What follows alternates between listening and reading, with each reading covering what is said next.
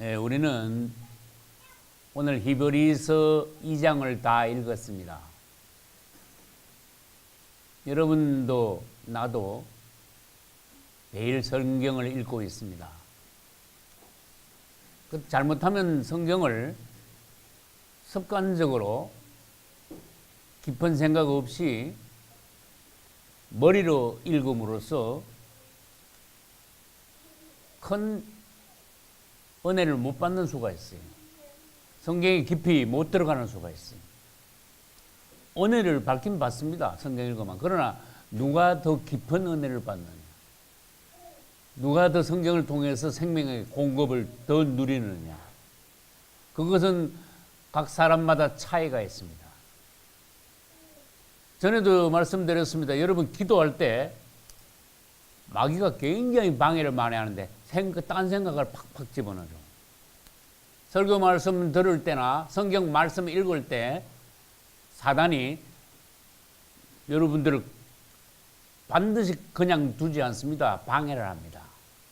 잡생각이 나오게 하고 또 이 성경을 읽는데 집중하지 못하게 하고 뭔가 하나님의 말씀 설교 말씀을 들을 때도 듣긴 듣는데 이게 정리가 안 되고 그리고 다시 되돌아가서 다시 듣게 만들고 우리가 성경 읽을 때나 말씀 들을 때 생각이 먼저 집중이 돼야 돼요. 생각은 혼입니다. 몸이 그 앞에 성경 앞에 앉아 있지만 그 다음에 육다면 혼이죠. 혼이 마음이 생각이 그게 집중돼야 돼요. 그 다음에 그 생각이 집중된 것으로 영을 받쳐줘야 돼요. 영을 열어줘야 돼요. 영을 살려줘야 돼요. 영이 열리게 해야 돼요.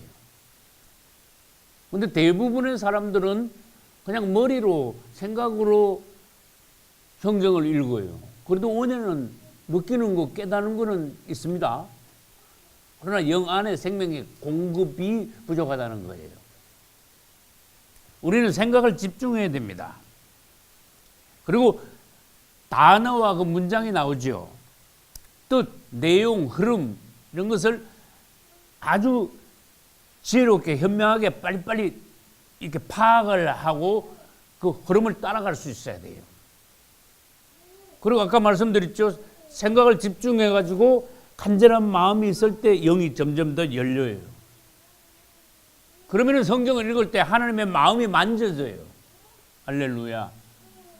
기도할 때도 그렇지만 말씀 듣고 성경 읽을 때 이런 자세들을 갖춰 나갈 때 우리 영이 뜨거워져요.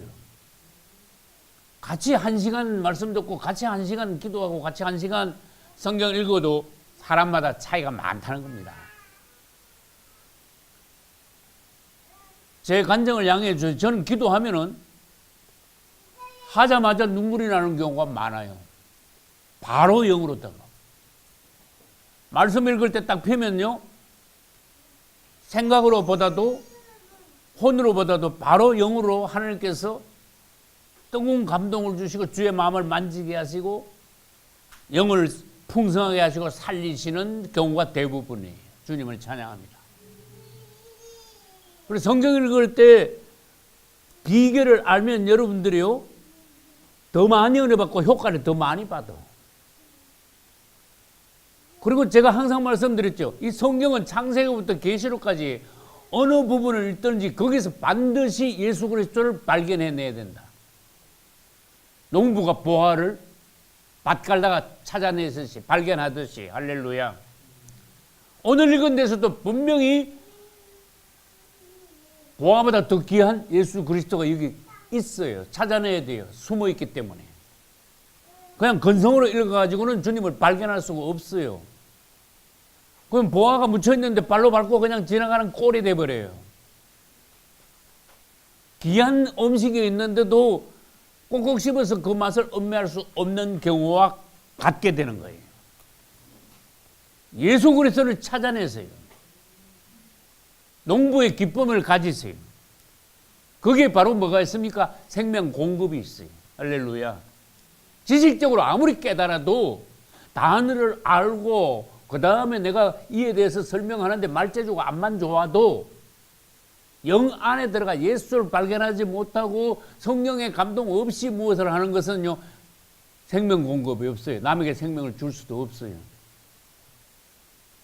무가치한 건 아니지만은 주님 보시기에 점수가 미달되는 거예요. 여러분, 우리는 히브리서 강의 18번, 히브리서 2장에 와 있습니다. 18번인데도 아직도 2장에 있어요. 우리는 같이 읽었습니다. 여러분 생각이 어디에 있었는지, 무엇을 찾아냈는지, 어떻게 풍성한 생명 공급을 받았는지 각자 여러분 점검하셔야 돼요. 나는 히브리서 2장을 읽으면서 또 새로 봤어요. 아, 2장 안에 예수님이 10번 있다. 히브리서 2장의 10대 요지의 예수 그리스도. 이거 말고 다른 부분들도 말씀하시는 부분이 있죠. 그러나 나는 히브리서 2장 안에서 예수님을 10가지로 발견했어요. 10대 요지로서 예수님을 발견했어요. 할렐루야. 그럼 여러분들이 이걸 찾아내 주셔야 돼. 첫째, 큰 구원을 주신 예수님이시다. 우리에게. 2장 몇 절에 있습니다. 몇 절에 있습니까? 2장 안에서만 지금 얘기하는 거예요. 2장 3절 맞죠? 그 다음에 두 번째 봐요. 천사보다 뛰어나신 예수님이시다. 이건 1장에도 있었지만 2장 가서 또 나온다 그랬죠? 몇 절이 있어요? 2장 5절에도 있고 다른 절에도 또 있어요. 그 중에 2장 5절이 제일 중요해요. 천사보다 뛰어나신 예수. 그게 2번입니다. 3번은 뭡니까? 사람의 아들, 즉 인자이신 예수. 몇 절에 나옵니까? 보셔야 돼. 아까 읽었으니까. 사람이란 단어와 인자라는 단어는 6절에 나와요. 사람이 무엇이 간데, 인자가 무엇이 간데, 그런 식으로 나와요. 사람이신 예수, 즉 인자이신 사람의 아들이신 예수. 할렐루야. 네 번째 봅시다. 시험과 고난을 통과하셨어. 우리 임한테 가서 지금 군대 신병 훈련 받지만 이거 통과해야 돼. 여러분들에게도 반드시 하나님께서 연단을 주셔요. 통과해야 돼. 세상 말로 거저먹으려 하면 안 돼. 예수님이 가신 그 길을 어떤 길을 가셨는데, 어떻게 우리 보고 따라오라 하셨는데, 내가 아직도 그 연단의 길을 통과했느냐, 내가 아직 받아야 될 훈련이 맞느냐, 그것을 여러분들이 예수님을 통해서 자신을 점검해야 돼요. 할렐루야. 그럼 고난과 시험을 통과하신 예수 어디에 나옵니까? 몇 절? 9절에도 있고 18절에도 있어요. 9절, 18절. 부지런히 찾으셔서 예수님을 여러분들이 발견해내야 돼요. 보아의 발견보다 더 귀한 겁니다. 할렐루야. 그 다음에 다섯 번째, 저쪽 있죠. 죽음을 맛보신 예수. 당연하죠. 십자가에서 죽으신 우리 예수. 그게 2장 9절에 있어요. 죽음을 맛보려 하심이라. 2장 9절 끝에는 죽음을 맛보셨다는 예수님에 관하여 말씀하십니다. 그 다음에 영광과 존귀로 관 쓰신 예수. 이게 두 번이나 나옵니다. 똑같은 단어가. 자, 여러분들 찾아보세요. 영광과 존귀로 관 쓰신 자. 7절에도 있고 또 몇 절에도 있어요. 9절에도 있고. 자꾸 찾아내셔야 돼. 예수님은 시험과 고난도 통과하셨지만은 죽음도 맛보셨지만은 그 이후에는 영광과 존귀로 관 쓰시게 되었어요. 영광과 존귀로 관 쓰신 게 앞에 나오면 안 되겠지요. 차례대로 그래서 순서를 정한 거예요. 절에 관계없이 시험과 고난을 통과하시고 죽음을 맛보신 후에 영광과 존귀로 관 쓰신 예수님이니까 그게 6번이 되는 거예요. 그래서 그분은 7번 우리의 구원의 주가 되십니다. 할렐루야. 10절에 있어요. 구원의 주를 그려놨어요. 그 다음에 8번 거룩하게 하시는 예수. 저 11절에 보면은 이 말씀이 나옵니다. 거룩하게 하시는 자도 있고 거룩하게 하심을 입은 자들도 있다. 우리는 거룩하게 하심을 입은 자들이에요. 그분은 어떤 분이에요? 우리를 거룩하게 하시는 분. 할렐루야. 그분께 가면 우리는 거룩하게 돼요. 그분을 만지면은 우리는 거룩한 성도가 돼요. 그분이 우리에게 오시면은 우리는 볼 것도 없어. 성도야, 거룩한 자야. 예수 우리 안에 계시니까. 그분은 없이는 방법 없어요. 훈련 가지고 되는 게 아닙니다. 인물이나 인격 가지고는 안 됩니다.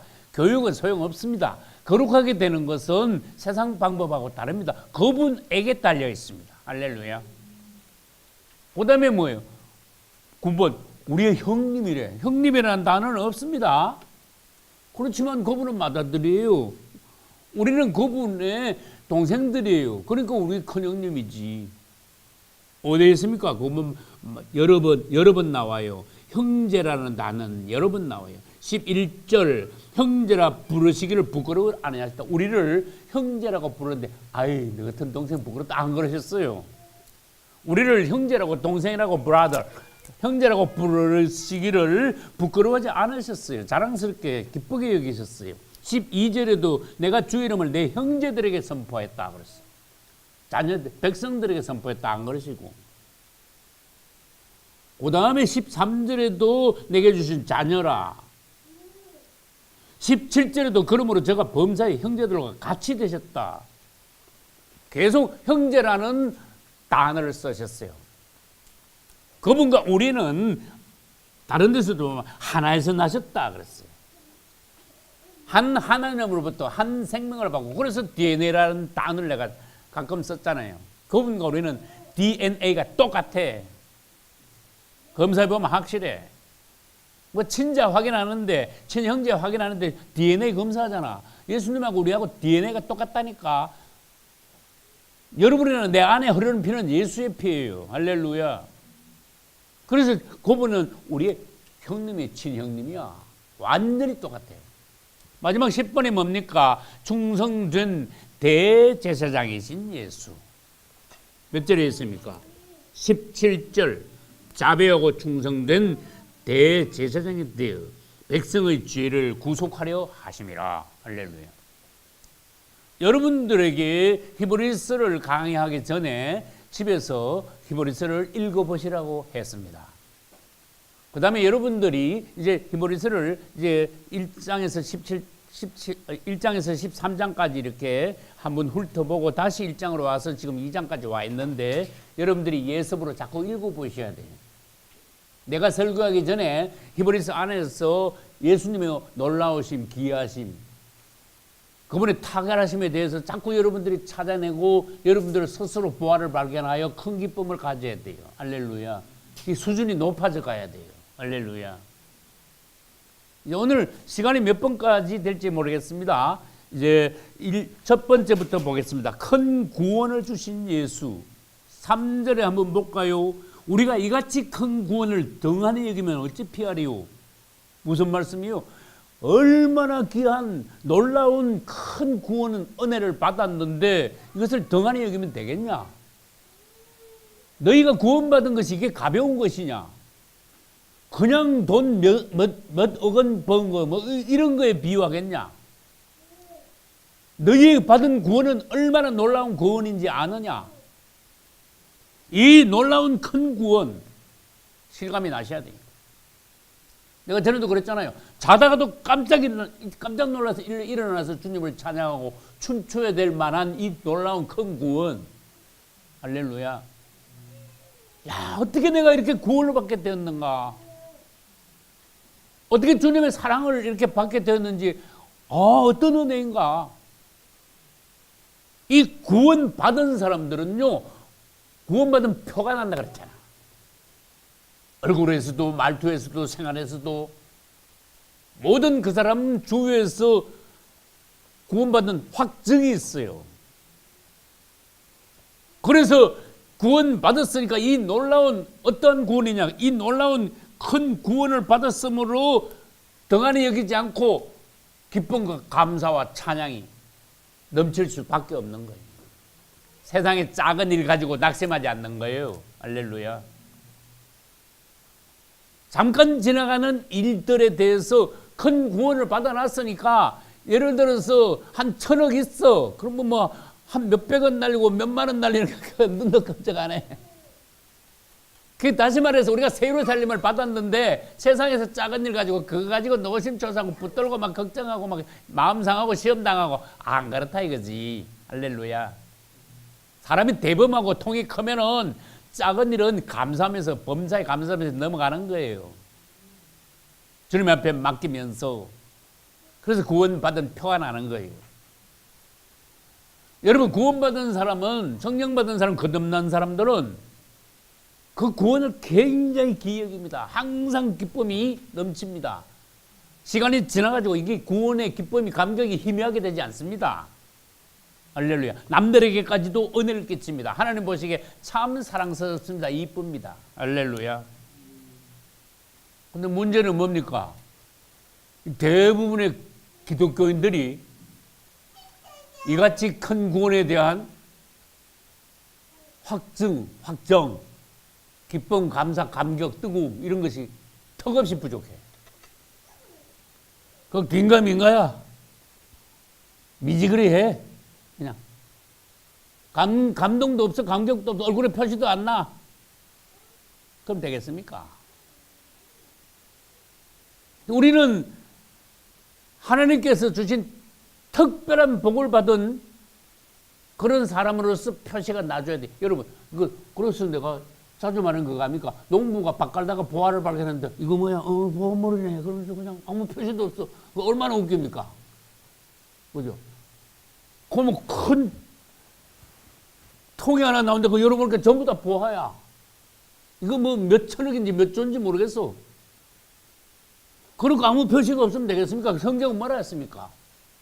기뻐하여 돌아가서 그랬습니다.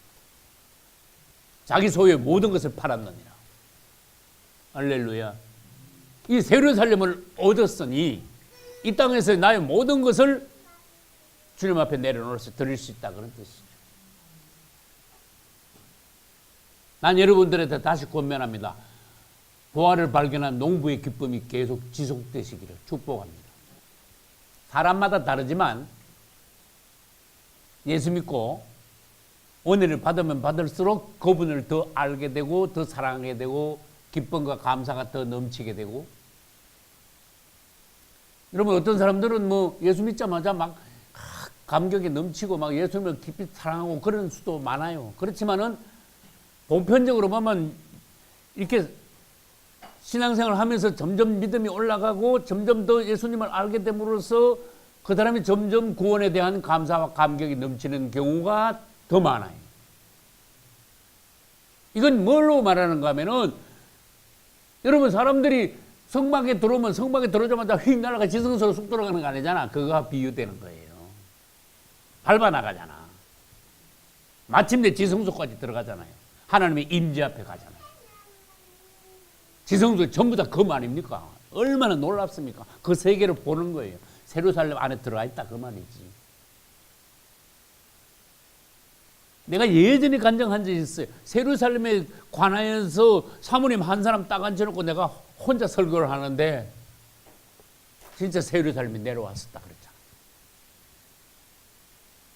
그때의 그 분위기, 감격 잊을 수가 없어요. 우리 사모님 얼굴이 내가 본 중에 그때 제일 아름다웠어. 제일 이뻤어. 완전히 천사가 되더라고. 이 세루살렘이 내려오니까요. 나도 막 뜨거워지면서 한 사람 앉혀놓고 설교해도요. 그렇게 되더라고. 얼마나 사모님이 완전히 천사로 확 바뀌는데 심지어 옷에서도 빛이 나는 것 같더라고. 나 과장하지 않습니다. 그때 느낌이 아직도 난 살아있어요. 여기 오기도 전이니까 대전 도마동에 있으니까 얼마나 오래됐어. 여러분, 지금 여기서 뜰을 지나 성소를 지나 지성소까지 들어가 있는 구원의 감사와 감격을 통해서 세루살렘을 여러분들이 체험하고 맛보고 간증하고 여러분들 생활에서 평안하게 할 수 있다는 거예요. 이같이 큰 구원을 받았으니 될 수 있다는 거예요. 우리 선진들의 모습을 보십시오. 베드로가 오순절날 성령 받았을 때 어땠습니까? 놀랍지요. 우리는 이같이 큰 구원을 받았음에 대해서 항상 감격함으로써 살아있는 신앙인이 되어야 됩니다. 이 감격이 여러분들을 통해서 다른 사람들에게 불 붙여줘야 돼요. 교회가 살아나줘야 돼요. 할렐루야. 가정이 사는 비결, 교회가 일어나는 비결이. 다시 말합니다. 덩하니 여기면 안 돼. 그래서 1절에 그랬어요. 더욱 간절히 삼갈지니 흘러 떠내려갈까 염려하라. 그거 너희들 그 얼마나 놀라운 구원받았는데 그 감격이 희미해지면은 무뎌지면은 떠내려가는 거야.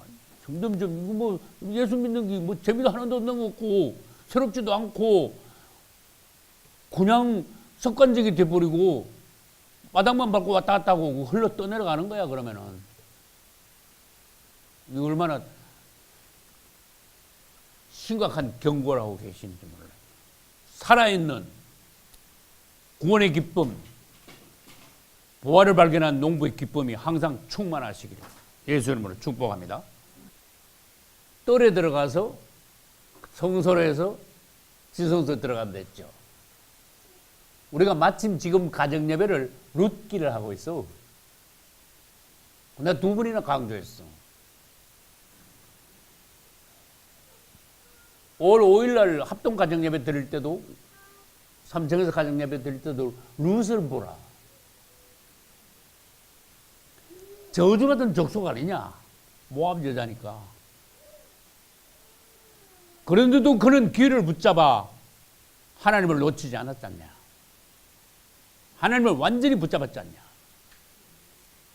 너 보기도 싫은 너들 같은 족속 영원히 하나님의 총에 들어오지 마 그랬습니다.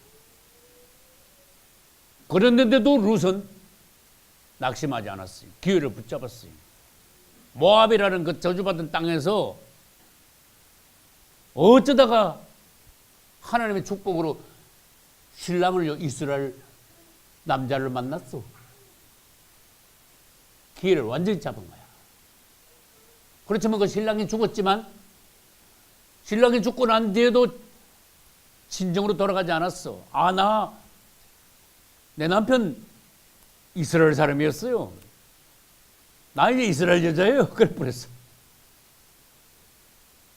시어머니가 돌아가라는데 너 안 돌아갈 거야 나. 시어머님이 하나님이 내 하나님이에요. 하나님을 붙잡았다는 거. 그래가지고 얼마나 놀라운지 아세요? 이 뜰에서 성소 지성소 들어가는 거, 우리가 지금 여기서 신앙생활 하다가 은혜 받아가지고 세월살까지 가는 거 똑같은 거예요. 이스라엘 애굽에 있다가 광야 통해서 그 다음에 가나안 땅으로 간 거 다 같은 맥락에 있어요. 룻은요 저주받은 땅 모압에 있었어. 모압에서 이스라엘 땅으로 들어왔어. 아주 하나님을 꽉 붙잡았어. 근데 이스라엘 땅 중에서도 아주 노른자 어느 땅으로 왔어요? 베들레헴에 왔어. 이게 얼마나 중요한 땅인가 하면은요 예수 그리스도께서 나실 땅이야. 할렐루야. 맞잖아요. 얼마나 아주 노른자 땅으로 들어왔어. 점점 더 이제 가까이 가는 거야. 베들레헴에서도 하필이면은 보아스의 밭으로 갔어. 맞아요? 맞잖아. 여러분 보아스의 밭에 가가지고요. 그때부터 이제 배고픈 일이 없으신 거예요. 보아스가 얼마나 큰 사랑.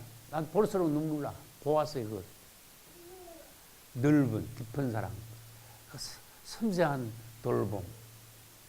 그 주님의 사랑이 그대로 보아스에 그대로 나타난 거야. 보아스가 한 거는요 100% 우리 예수님 우리에게 베푸시는 사랑을 그대로 보여주셨어. 룻은 우리 자신이야. 예수 안 믿다가 옛날부터 해가지고 점점 주님께로 가까이 오는 우리 자신의 모습을 룻을 통해 보여주셨어요. 그 보아스의 밭에까지 와도 행복은 끝난 게 아니에요. 하나님의 축복은 여기서 끝난 게 아니에요. 어디까지 가야 돼? 그렇죠. 보아스의 밭으로 가는 게 아니고 보아스의 품으로 들어가야 돼. 이 중요한 거예요.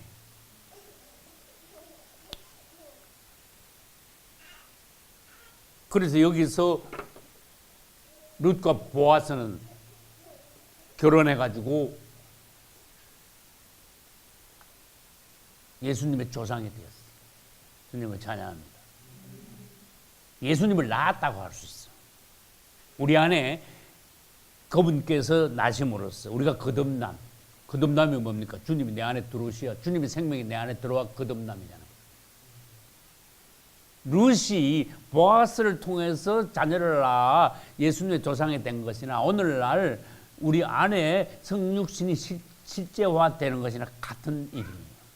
할렐루야. 두 번째 보겠습니다.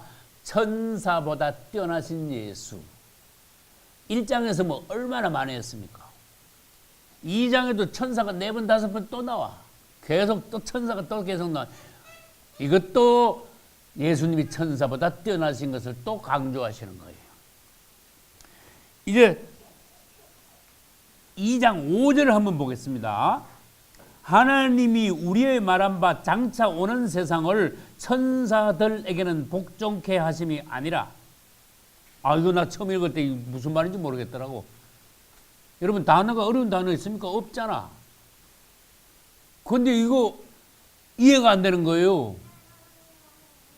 번역이 좀 어정쩡한 거야. 오는 세상을 천사들에게는 복종케 하심이 아니라, 어떤 세상이 오는데 천사들 보고 그 세상을 복종하라 했냐? 아, 그런 단어가 아니에요, 지금. 그런 흐름이 아니에요. 뜻이 아니에요. 오는 세상은 장차 올 세상입니다. 이 땅에.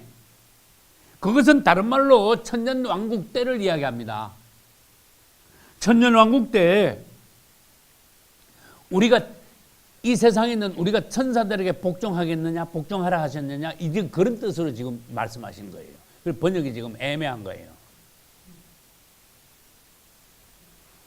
천년왕국도 가면은 주님이 왕이 되시지 않느냐. 주님께서 천년 동안 왕으로 이 땅을 천국으로 이루시고 통치하시지 않느냐. 천년왕국 때, 장차 올 세상 천년왕국 때 천사들이 통치하느냐? 우리가 천사들에게 복종하게 되느냐? 지금 그런 뜻인데 번역이 애매해가지고 이야기가 어려운 대목이 되어버렸어요. 다시 말합니다. 장차 오는 세상을 천사들에게는 복종케 하심이 아니라, 그 말은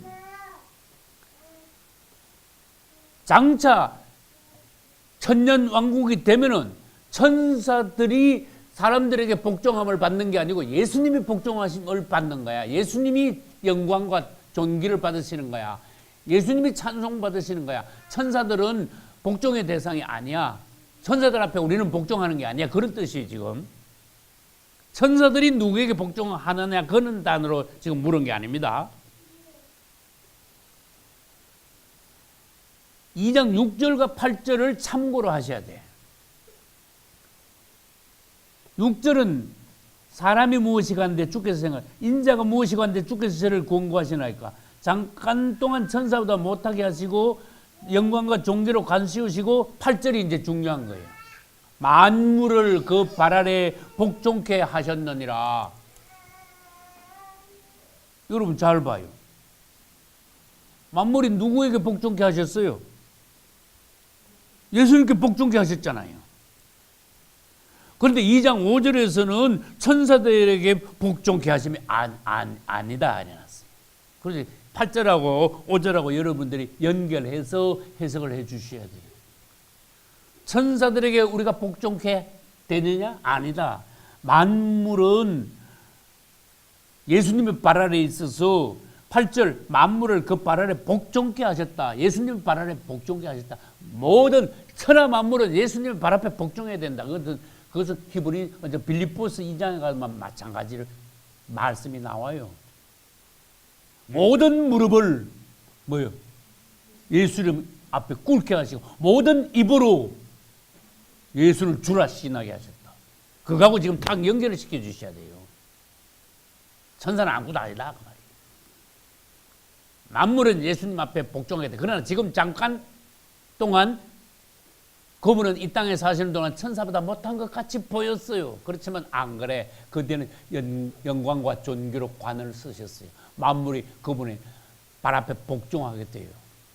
모든 입이 그분을 주라고 시인하게 돼요. 할렐루야. 모든 무릎은 그분의 앞에 꿇게 돼요. 할렐루야. 주님을 찬양합니다. 그분이 우리 주예요. 우리 주 예수예요. 어떤 것도 세상에 주도 많고 신도 많죠. 어떤 것도 예수님 앞에 다 꿇어야 돼요.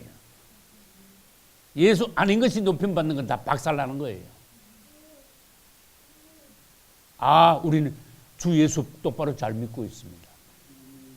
지금부터 여러분들이 주님 앞에 복종하시고 무릎을 꿇으시고 주로 인정하시고 주 예수 부르시고, 그러므로 여러분들이 어떤 만물보다 그분 앞에서 앞서셔야 돼. 앞선 믿음을 보여야 돼. 더 높은 믿음을 보여야 돼. 할렐루야. 세 번째, 사람의 아들. 사람의 아들은 다른 말로 하면 사람인 자, 아들 자자, 인자이신 예수. 인자에 대해서 제가 설교하면서 한두 번 말했겠습니까? 지금까지 설교하면서. 그런데 생각하면 생각할수록 예수님의 이름에 인자라는 단어가 있다는 건 정말 귀한 거야. 예수님을 인자래. 그냥 예수님 이름 인자구나 그냥 넘어갈 일이 아니에요. 이거는 얼마나 놀라운 이름인지 몰라. 귀한 이름인지 몰라. 이거는 묵상을 아무리 해도 다 깊이 들어갈 수 없을 정도로 희한한 이름이에요. 예수님 이름이. 예수님의 인자래요. 그래서 내가 그랬잖아. 인자로서 하늘 보좌에 앉아 계신대. 그분은 인자로서 이 땅에 재림하신대. 놀랍죠? 하나님의 아들이라 안 그러시고 자꾸 사람의 아들이라 그러셔. 그분은 인자라고 불리우기를 기뻐하셔요. 할렐루야. 놀랍지요? 인자. 하나님은 그분의 모양과 형상대로 사람을 만드셨어요. 근데 희한한 일이 벌어졌어요. 이건 비밀이야. 사단도 깜짝 놀랐을 거야. 하나님의 사람을 만들어 놓고 그분이 만드신 사람 안에 그분이 들어오셨어. 맞습니까? 성육신이잖아. 성령으로 잉태되셨잖아요. 마리아 태속에 들어오셨잖아요. 하나님은 신성이신데, 신성만 가지고 계신데 성령으로 마리아의 태 안에 들어오셔가지고 그분은 신성에다가 인성을, 육성을 입으셨어요. 귀한 분이 탄생하셨어요. 하나님 플러스 사람, God man. 그래서 그분은 사람의 아들의 모습으로 태어났습니다. 하나님의 아들이시지만은 사람의 아들로 태어나셔서 그때부터 인자라는 귀한 이름을 가지시게 되었습니다. 할렐루야. 그래서 결과가 어떻게 됐는가 하면요. 지난 시간에도 말했죠. 사람 속에 들어오셨으니까 사람이 엄청 귀한 존재가 된 거예요. 여러분 한 100억짜리 다이아몬드를 어느 서랍에 넣어놓으면 그 서랍 그거 보통 서랍입니까? 놀랍지요? 근데 그보다 더 귀한 예수님이 여러분 안에 쑥 들어왔을 뻔했어. 그렇게 질그릇에 보화를 가졌다는 그 단어가 그거예요. 여러분 안에 예수님 계시잖아요. 예수님 사랑하시잖아. 늘 부르시잖아.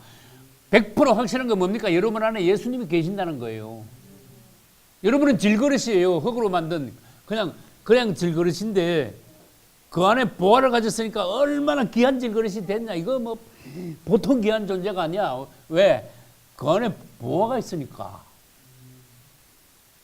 보화가 없는 질그릇하고 다릅니다. 그래서 예수님이 인자가 되셨습니다. 사람 안에 오셨습니다. 그로 인하여 사람이 갑자기 대단히 높아졌습니다. 사람을 높이신 거예요. 예수님하고 결혼할 수 있는 정도까지 높여놨어요. 하나 되기까지 높여놨었어요. 할렐루야. 얼마나 귀한 기적인지 몰라요. 여러분 아까 이같이 큰 구원받은 데서 감격하라 그랬죠.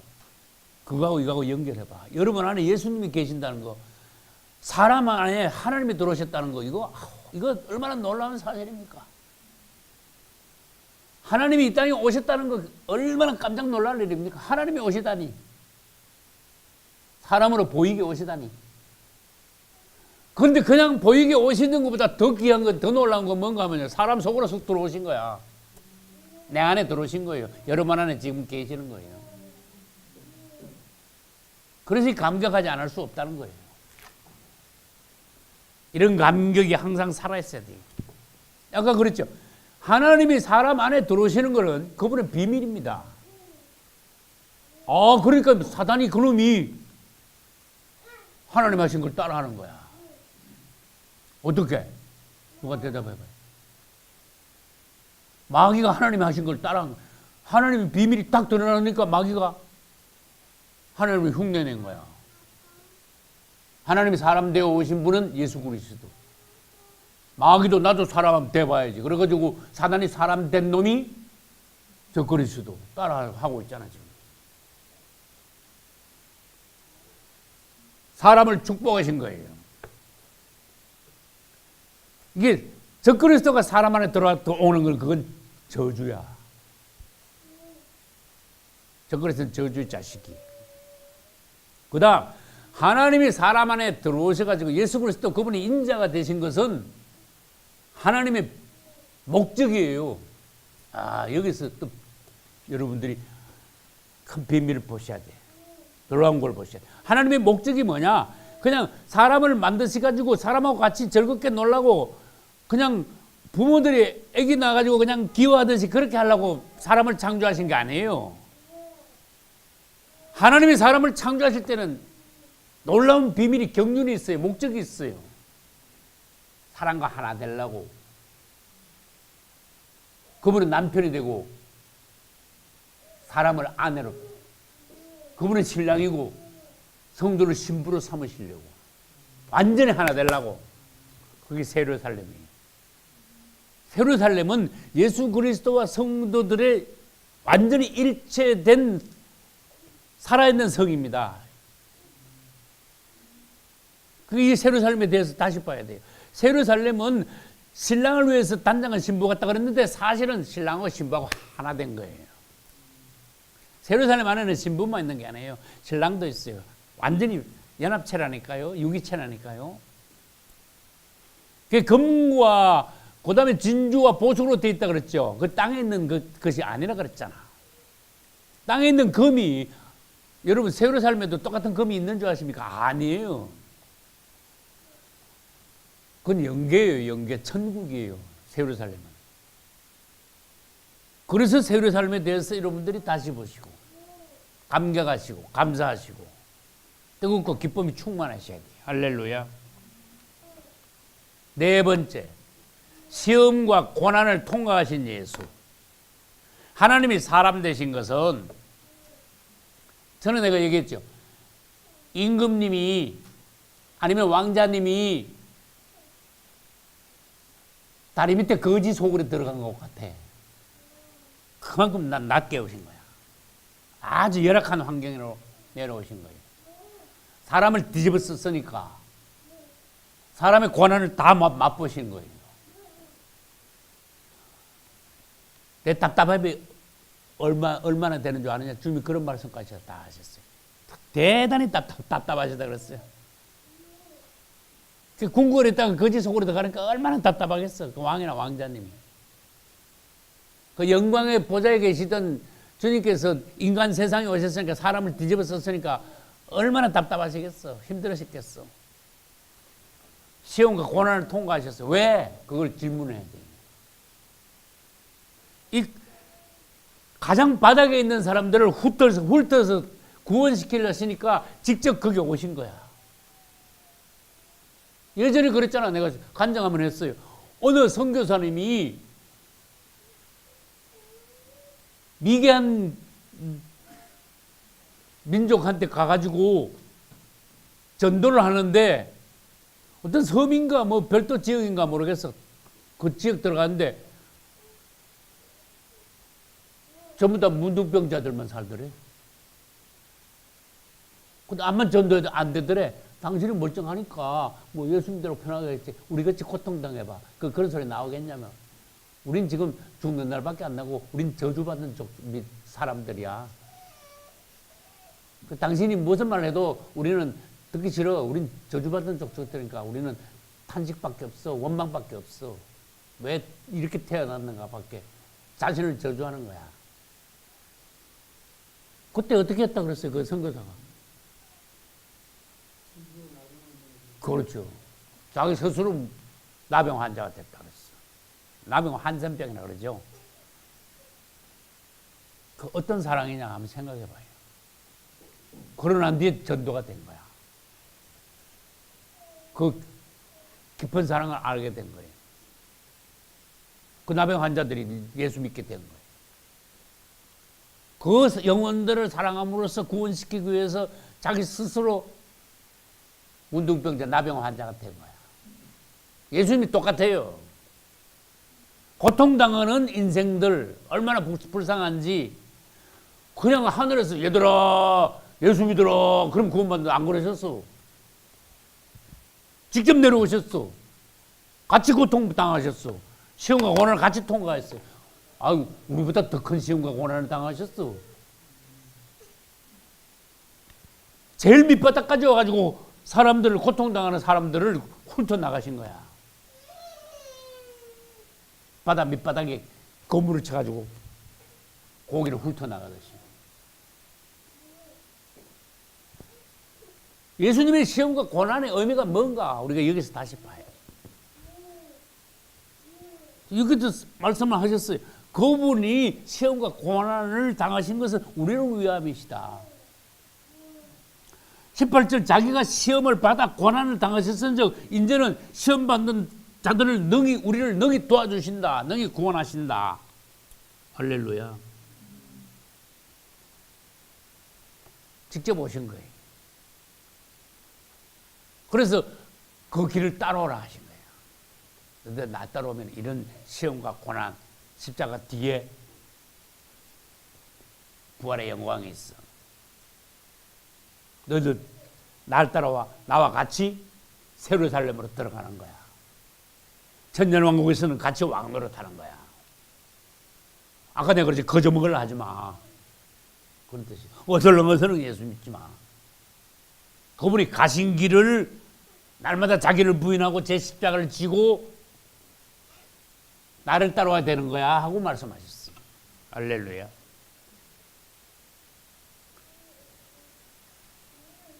다섯 번째 봅니다.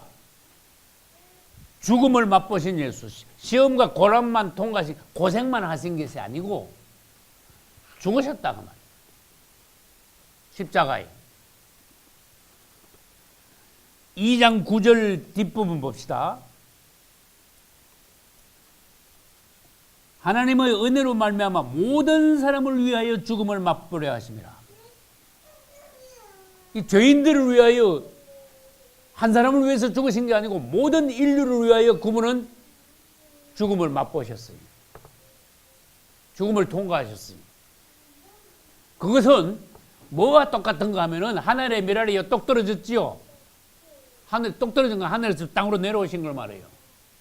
그 다음에 땅에 묻혀 썩어 죽으셨죠. 그럼 십자가에 죽으셨죠. 근데 진짜 죽은 줄 알았더니 하늘의 미랄이 싹이 났죠. 많은 미랄들이 생산되었죠. 그렇게 우리 모두를 위하여 모두에게 그분의 생명을 나누어 주시기 위하여 생명을 나누어 주시는 방법이 그분이 죽으셔서 새싹을 내는 거였다. 할렐루야. 여러분들이 생명을 나눠주는 방식이 여러분 자신이 죽어 그분의 생명이 여러분 안에서 싹트게 하는 것이 다른 사람들에게 예수의 생명을 나눠주는 방법이다. 비결을 보여주신 거예요. 요거 하고 마칩시다. 그분의 죽음의 세 방면이 있어. 죽음의 세 방면. 그분의 십자가에 죽으셨는데 이 3방면. 뭘로 죽으셨느냐? 아까 그랬잖아요. 미랄로 죽으셨어. 미랄이 죽으면요 새싹이 나가지고 많이 번식을 해. 번식을 위해서 죽으셨어요. 죽음을 맛보셨다. 우리 모두를 위하여. 두 번째 뭘로 죽으셨어요? 노뱀으로 죽으셨어요. 민수에서 노뱀을 쳐다본 적 살더라. 그걸 그렇게 좋더라. 쳐다보니까 그냥 살아버렸어. 뭐 장대우에 기어올라가 노뱀만 만진 거 아니야? 쳐다보니까 그냥 살았어. 십자가 예수님을 믿음으로 바라보니 그냥 살더라. 그냥 살았어. 생명을 주셨어. 세 번째, 주님은 뭘로 죽으신지 아시는 분? 어린 양으로 죽으셨어요. 맞습니까? 어린 양은 속죄를 위한 거예요. 속죄. 속죄지. 사람들 죄 지었을 때 양 가져오잖아. 그 양한테다가 안수를 해버려가지고 내 죄를 양에다가 전가시켜 버리잖아요. 양이 대신 죽어 버리잖아. 양이 대신 태워지잖아. 그리고 예수님의 죽음의 세 방면은 미랄로 죽으셨고 노뱀으로 죽으시고 양으로 죽으셨다. 그 안에는 다 의미가 있다. 미랄은 번식을 위한 거고 노뱀은 우리에게 쳐다보니까 그냥 살았죠. 생명이 그냥 왔죠 우리에게. 그 다음에 양은 우리의 죄를 위하여서. 예전에 속죄제 드릴 때 양을 드림으로써 죄 사함을 받듯이 그분은 우리의 죄를 위하여서 어린 양으로 대신 죽으셨다. 십자가에 그분의 죽으심의 세 방면입니다. 14절 15절 보겠습니다. 14절 15절. 자녀들은 혈육에 함께 속하였음에 그도 또한 한 모양으로 혈육에 함께 속하심은, 조금 말이 어렵죠. 사망으로 말미암아 사망의 세력을 잡은 자 곧 마귀를 없애하시며, 이제 그분의 십자가의 능력이에요. 효능이에요. 마귀를 없애하려고. 십자가에 못 박히실 때 마귀도 못 박아버리셨어. 할렐루야. 그 다음에 15절, 또 죽기를 무수함으로 일생에 매여 종로로 타는 모든 자들, 죽기를 무수한데, 그 다음에 일생에 매여 종로로 타는, 마귀한테 죽을까봐 벌벌 떨면서, 고생할까봐 벌벌 떨면서, 세상에 살면서 이것저것 막 마귀한테 눌리면서 사는, 종로로 타는 모든 자들을 놓아주려 하시면 이거는 해방이에요. 그분이 죽으심으로 우리는 해방되었어. 그분이 먼저 죽으심으로 우리들에게 생명을 주셨어. 담대함을 주셨어요. 해방되었어요. 할렐루야. 예수님이 죽으신 것은 첫째 우리를 위한 거예요. 그렇지만 사단을 못 받기 위해서예요. 그 다음에 그분 앞에 있는 즐거움을 위하여 그 말 썼잖아. 십자가를 참으사 부끄러움을 개치 아니하셨다 그러셨잖아요. 그거하고 지금 연결시켜줘요. 그 앞에 있는 즐거움이 뭔지 알아요. 십자가 뒤에 부활의 영광이 뭔지 알아요. 영광과 존귀로 관을 쓰시게 되는 걸 알고 지금 십자가를 지시는 거예요. 그러니까 여러분, 지금의 훈련, 단련 뒤에 뭐가 오는가 안다면은 기꺼이 받지. 할렐루야. 앞에 즐거움을 위하여. 그 다음에 그분은요, 사람을 입었으니까 사람을 이제 벗어야 되잖아. 십자가를 통해서 사람을 벗어야 돼. 할렐루야. 우리 십자가의 의미가 이거 말고도 여러 가지 있습니다. 그분은 한마디로 말해서 사단을 없애하고 우리를 해방시켜 주셨습니다. 주님을 찬양합니다. 그 다음에 이제 남은 거 다음 시간에 합니다. 영광과 존귀로 관서시고 우리의 구원의 주 예수, 우리를 거룩하게 하시고 우리 형님 되시고 충성된 대제사장이시고, 이거 전번에 대강 한 번씩 이제 봤던 거예요. 다음 시간에 더 자세히 보기로 하겠습니다. 오늘 1번에서 5번까지의 예수님에 대한 모든 것이 여러분 것이 되시고, 특별히 구원에 큰 감격이 있으시고 예수님을 발견한 농부의 큰 기쁨이 여러분들에게 항상 넘치시기를 예수 이름으로 축복합니다.